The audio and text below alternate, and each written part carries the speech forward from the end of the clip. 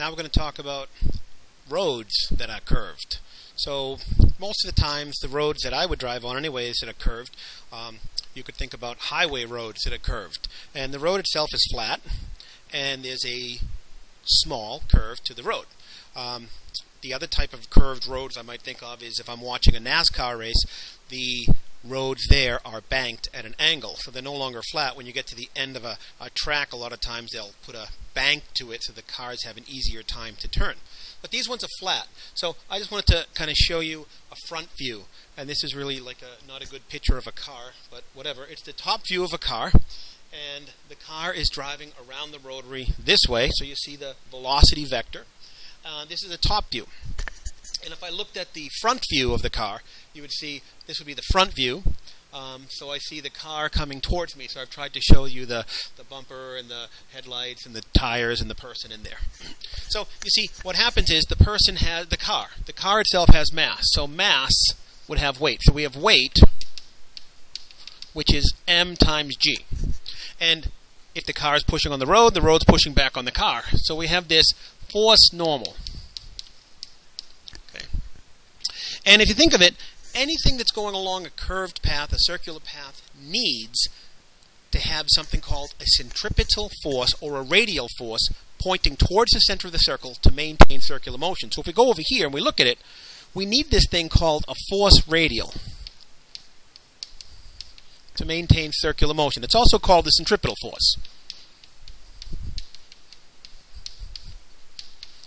So with the centripetal force, we maintain circular motion. But centripetal forces or radial forces, they're not brand new forces. They're forces known by some other name. So what other name might we call this? Well, a real-life force that we know about is called friction. If you're driving around on a rotary in the winter and you hit a patch of ice, or in the summer and you're driving around it and you hit a patch of oil, your car will lose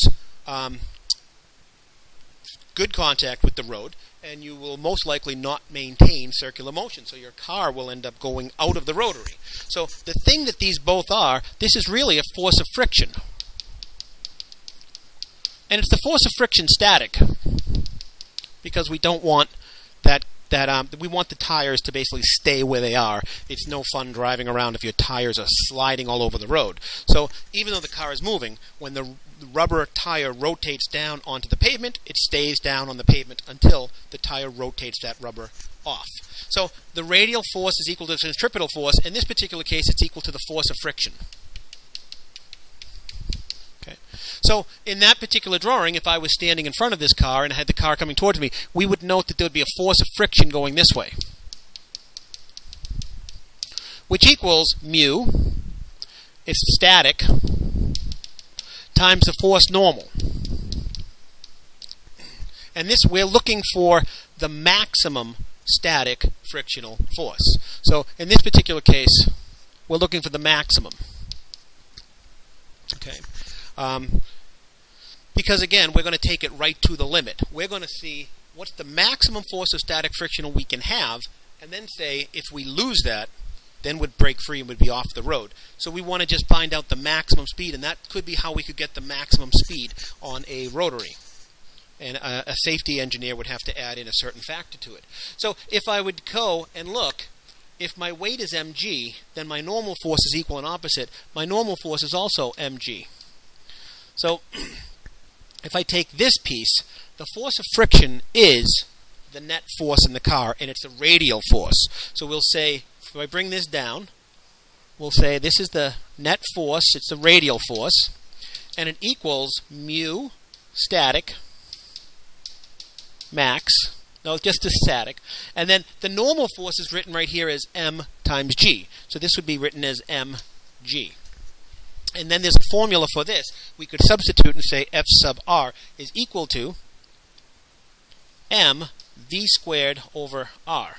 And we say that equals mu static times g times mg. And if you look at it quickly, you'll see that the m's cancel out. We have an m on the left side of the equation, the m on the right, so they'll cancel out.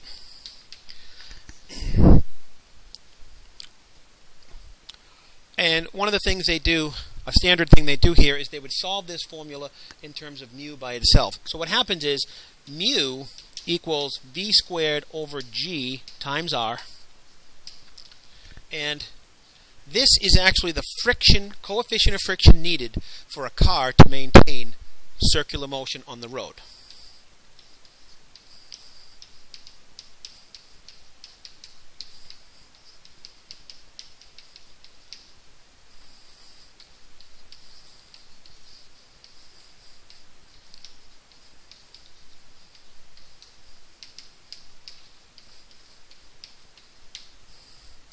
So what I'm writing here is, this is the coefficient of friction needed for the car to stay on that particular curve. Okay, so this is a formula which you should write down. And let's see an example of how we would use this formula.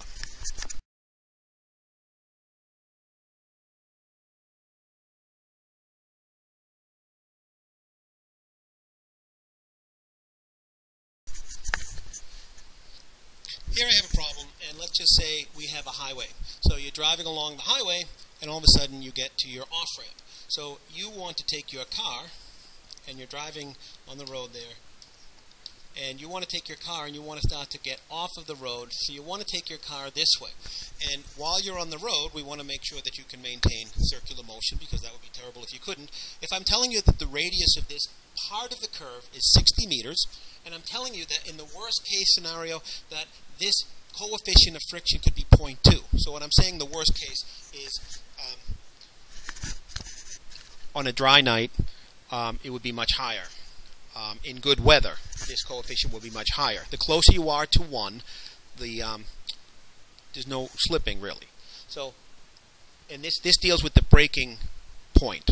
So if we get it down to 0.2, this is going to end up being a very, very small number, so we won't have to have too much frictional force to break free. So we want, ideally, we would want this number to be as high as possible. But because it's so small, we're looking at the worst case scenario where it's a wet road, it's an icy road, it has an oil spill on the road. Okay. Your question is, find the safe speed limit for a car to be able to negotiate this turn. So there's a formula that we have, and the formula looks like this: mu s equals v squared over g r. Well, you've got everything there except for the v. So if we solve this for v, multiply both sides by both g, gravity, and r, radius, and you'll have v squared equals mu s times g times r. And it comes out to be 0.2 times 9.8 times 60. Then you have to take the square root of the whole thing, and when you do that, you'll get v by itself is 10.84 meters per second. So what I've done is I've brought this thing to the speed limit. I brought this thing right to the breaking point. So technically speaking, when you get to this speed, the pressure between the top surface and the bottom surface, which basically makes pressure welds, it breaks free and your car could slide. So we would say this would be the extreme limit. You want to bring your car around that curve at a slower speed than this. So maybe a safety engineer would do some calculations and say maybe it should be 9 meters per second or possibly 8 meters per second. But they would never write this. They would never write 10.8 meters per second. Okay? And what is 10.8? I had talked in an earlier chapter, my rule of thumb, how would you go about and convert this into your head? Because all these numbers should make sense.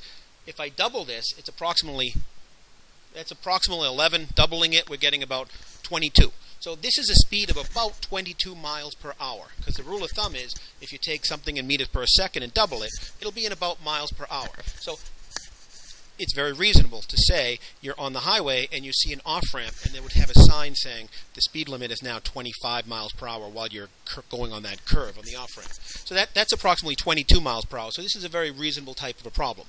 And that's how you would do a highway curve, which is basically a flat road.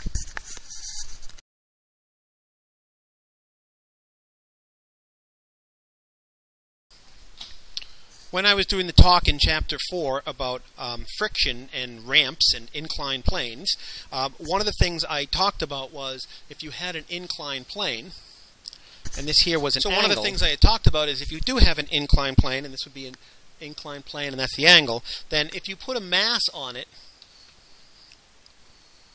then the book taught us how to deal with the vector of weight. And don't look at the weight as if it's going straight down to the center of the Earth. They said take a piece of the weight. So a piece of the weight would be going this way. It was called the force parallel, which is m times g times sine of the angle.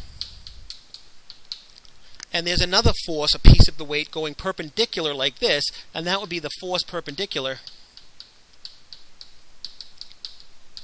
which is equal to m times g times cosine of the angle. Okay. And one of the other things we said is the force normal would be equal and opposite to this force perpendicular. So there's a normal force going like this, which is equal to m times g times cosine of the angle.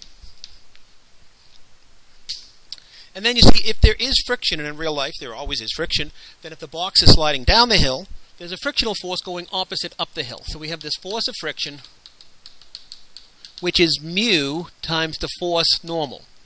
Okay. So if this object is maintaining, you know, we could have this on a flexible ramp. We could have this on an adjustable ramp. We could lift up the ramp so it's a higher and bigger and bigger and bigger angle. And if we do that, at one point, when the angle's at a certain number, we would notice that the box will break free. But until it breaks free, we would notice that the force of friction going to the left is equal and opposite to the parallel force going down. So I'm going to write it this way. So the force of friction equals the force parallel. And if I were to give those numbers or letters, I would say mu times force normal. Now what is the force normal? The force normal is this stuff, m times g times cosine of the angle. So it's mu times m times g times cosine of the angle equals, and what's the force parallel? It's m times g times sine of the angle. And if you want to solve this thing for mu, we would divide both sides by mg cosine of the angle. So on this side, the m's and the g's go. On this side, everything goes. And we're left with, on this side, mu by itself. And on this side, it's sine over cosine. And I don't know how much math you've had, how much trigonometry you've had, but if you took a class in trigonometry, one of the things I'll go over is the function. The sine function divided by the cosine function is a new function, and it's called the tangent function. Okay. So in this particular case, when I do all of those things, mu of static is equal to the tangent of the angle.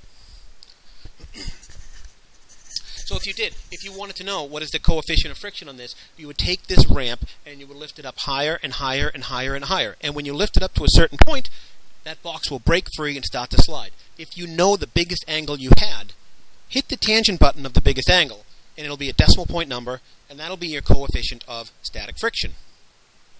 If you put on a box here and it slides down the hill at a constant speed, sliding down the hill at a constant speed, then this force and this force would equal, and you would find out the coefficient of kinetic friction is equal to the tangent of that angle. So if it's moving, it would be kinetic, tangent of the angle, and if it's stationary, you have to lift it up to the biggest angle possible, and when it breaks free, hit the tangent, and you can get the coefficient.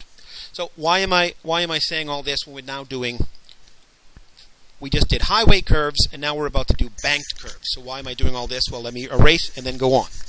So we were just talking about cars driving on highway curves, and then I started to talk about friction, and when friction was on a ramp, I talked about how if we didn't want the thing to move, then the force going down could be equal and opposite to the force going up, and so I just was deriving that for you.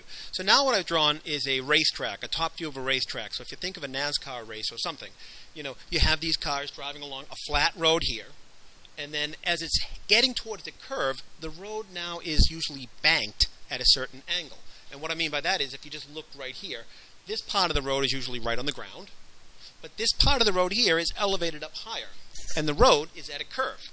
And the reason why they do that is because the faster a car wants to go, it's more and more difficult to maintain that centripetal force, the force needed to maintain circular motion. So the car might have a tendency to go off that curve. So you see, if they put a this of the weight, we'll pull the car down the hill, and if it doesn't move down the hill, it would be friction that would be maintaining, not letting it slide down the hill. So if the car slides down the hill, friction would be in the opposite direction, up the hill. So this is what's happening here. And we would say that, a piece of the weight, the force parallel, would try to pull it down, and the force friction would try to resist motion. And if that's happening, and you see, we don't want the car to move. So if these two are equal and opposite, then it cancels out. And a moment ago I just wrote for you that mu of static is equal to the tangent of the angle. But in the last case, I just said something like mu of static equals v squared over g times r. So this is a formula I had, and I said this was the coefficient of friction needed to maintain circular motion. So this is the coefficient of friction needed to maintain circular motion.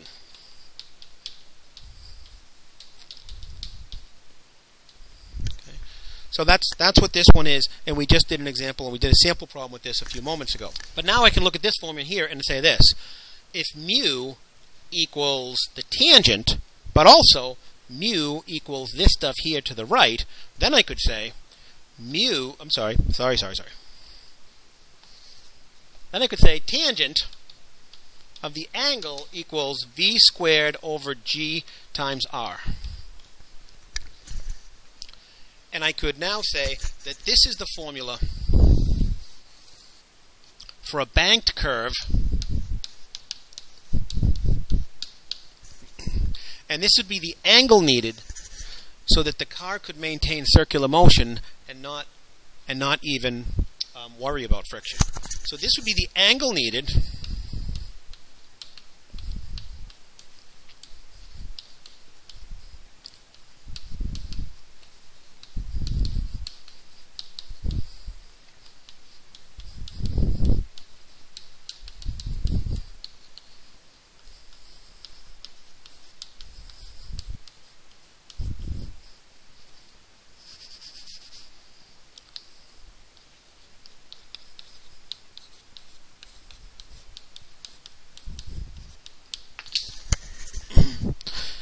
So it's kind of messy here, but what I've written here is the formula is the tangent of the angle equals v squared over g times r, and this would be the angle needed for the car to maintain circular motion on a banked curve with no friction. So if we pretend there is no friction, the car would be able to maintain. You see, as you're driving along the road, if there was no friction, this car would have a tendency to slide down. But because you're driving along a curve, the faster you go, the more centripetal force you would need to maintain. So you see, your car feels like it's almost trying to be thrown out of this particular circle. So when these two here are equal and opposite, it would cancel out. And that's how we come up with this particular formula.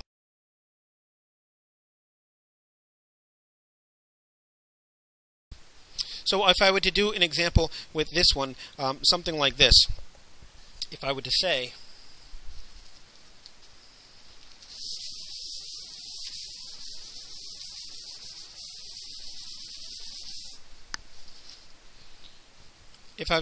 in this particular picture here, I have this car is traveling at 50 kilometers per hour, and I would to say that this angle right here is unknown, and I would to say that the radius of that road would be 50 meters. So if I went and took the radius right near the middle of it, that's 50 meters is the radius.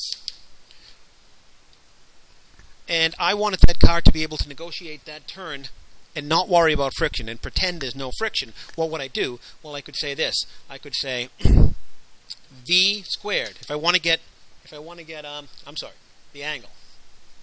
I would say that the angle equals the tangent minus 1 of the velocity squared over g times r. So the velocity, well, it's in these weird units. You have to convert it. So if you go to convert it, you would have a 1,000 meters in 1 kilometer. So you would multiply it by 1,000 and divide it by 1. 1,000 meters over 1 kilometer.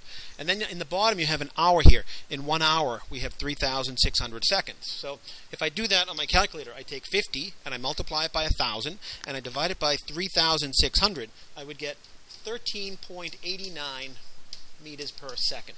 So if I did this, I would get the tangent angle equals the tangent minus 1 of 13.89. I have to square that, divided by not gravity, 9.8,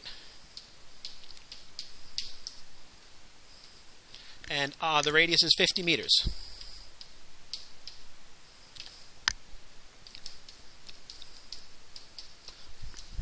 So if I did that on my calculator, it comes out to be 0.393738. So this comes out to be 0.3937. And if I use my calculator and hit the inverse tangent button of it, inverse tangent function, and I make sure my calculator is in degrees, it comes out to be 21.49 degrees.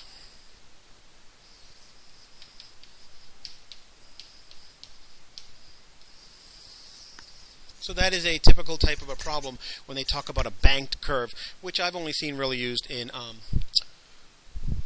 professional racing and things.